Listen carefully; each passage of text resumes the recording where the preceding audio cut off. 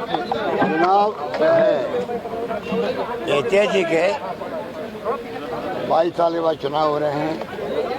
पूरे देश में हलचल है चुनाव के बारे में। एक तरफ राहुल गांधी जी की भारत जोड़ो यात्रा और दूसरी तरफ कांग्रेस पार्टी के चुनाव, दोनों अपना आप में बहुत महत्वपूर्ण हैं। पूरे देश में हलचल भी है और एक मैसेज भी गया कि राहुल गांधी जी जो यात्रा कर रहे हैं उसमें एक संदेश क्या है। संदेश वो है जो देश के फ्यूचर से जुड़ा हुआ है, भविष्य से जुड़ा हुआ है। प्यार, मोहब्बत, भाईचारा, सद्भावना का माहौल बने देश के अंदर, सब मिलके रहे देश के अंदर, देशवासी, चाहे कोई जाति, कोई वर्ग, कोई धर्म का हो। ये मैसेज यात्रा का उसी रूप में चुनाव जो हो रहे हैं, इनर पार्टी डेमोक्रेसी का प्रतीक है। चुनाव उसका प्रतीक है। कम से कम चुनाव के बहाने दोनों कैंडिडेट अपनी बात कह रहे हैं। कांग्रेस के प्रिंसिपल, पॉलिसी, प्रोग्राम के बारे में चर्चा हो रही है। संविधान के अनुरूप भी कांग्रेस के सिद्धांत, उनकी नीति, उसके कार्यक्रम बनते हैं। 75 साल हो गए देश को, उसी के आधार पर देश चलना है और चलना चाहिए। अब जब से ये सरकार में आए हैं बीजेपी वाले, तब से ये जो धज्जियां उड़ा रहे हैं संविधान की, कानून व्यवस्था रहनी चाहिए, कानून को दरकिनार करके जो फैसले हो रहे हैं, लोग जेल जा रहे हैं डेमोक्रेसी के अंदर भी कि देशद्रोही हैं। असहमति इनको बर्दाश्त नहीं होती है बीजेपी को, जबकि असहमति, आलोचना लोकतंत्र का आभूषण है। उसके कारण डेमोक्रेसी जिंदा रहती है कि विपक्ष भी हो, पक्ष के साथ विपक्ष भी हो। विपक्ष नहीं होगा तो फिर डेमोक्रेसी कैसे होगी? फिर तो फासिस्टी और तानाशाही होगी। इस थीम के साथ में कांग्रेस ने देश को चलाया है। आज भी उनकी नीति वही है। दुर्भाग्य से ये लोग जो सत्ता में आए हैं, ये फासिस्टी लोग हैं। देश समझ नहीं रहा है।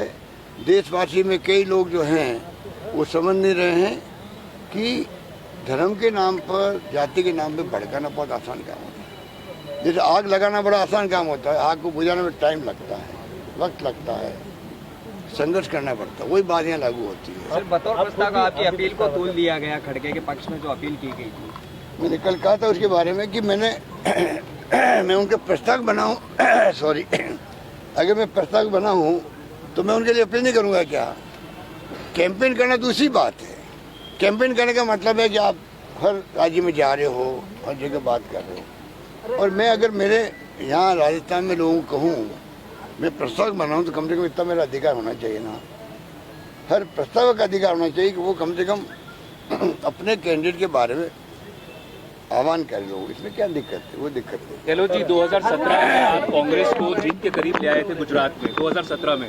आज फिर से आप गुजरात जा रहे हैं। क्या लगता है कांग्रेस गुजरात में कड़ी चुनौती दे पाएगी बीजेपी को 2022 में? 2017 में आप थे वहाँ के प्रभारी। अभी देखिए वो तो परिणाम आए तो मालूम पड़ेगा। पर देश के प्रधानमंत्री मोदी जी खुद ही कह रहे हैं कि गांव-गांव में कांग्रेस वाले साइलेंटली काम कर रहे हैं, प्रचार कर रहे हैं। इसके मायने आप समझ सकते हो। कांग्रेस बहुत मजबूत है गाँव के अंदर। शहरों में जरूर कांग्रेस की स्थिति वो नहीं थी जो पहले थी। उसके लिए पूरी कांग्रेस संघर्ष कर रही है। तो आप पार्टी जो जिस रूप में असत्य बोलने का रिकॉर्ड बना रही है, केजरीवाल झूठे वादे कर रहे हैं, दिल्ली के उदाहरण दे करके, इससे मुझे बहुत दुख है कि एक नई पार्टी जो एंटर करना चाहती है वो अधिकार है किसी का भी डेमोक्रेसी के अंदर। तो केजरीवाल जिस भाषा में बात करते हैं, जिस बॉडी लैंग्वेज को सामने रख के बात कर रहे हैं, पूरा मीडिया को उन्होंने इम्प्रेस कर रखा है। पता नहीं क्या कारण होगा, तो मीडिया वाले जाने और केजरीवाल ही जाने।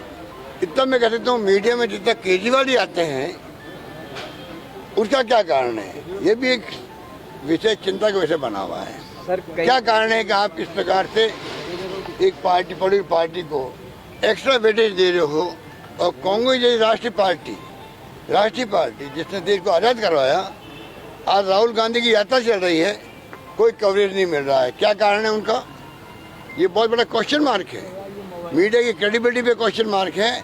मीडिया को धीरे धीरे लोग सुनेंगे, देखेंगे, देख रहे हैं, पर मन में भाव आएंगे कि भाई इनमें कितनी सच्चाई है, ये क्रेडिबिलिटी मीडिया की कम नहीं होनी चाहिए। मेरा मानना, मेरा कमिटमेंट है मीडिया के साथ में।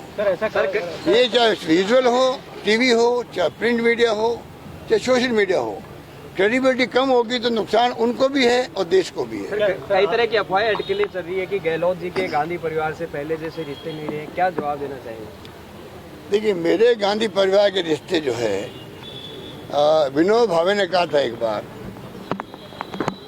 कि मेरे और गीता माता के संबंध तर्क से परे हैं, तर्क से परे हैं।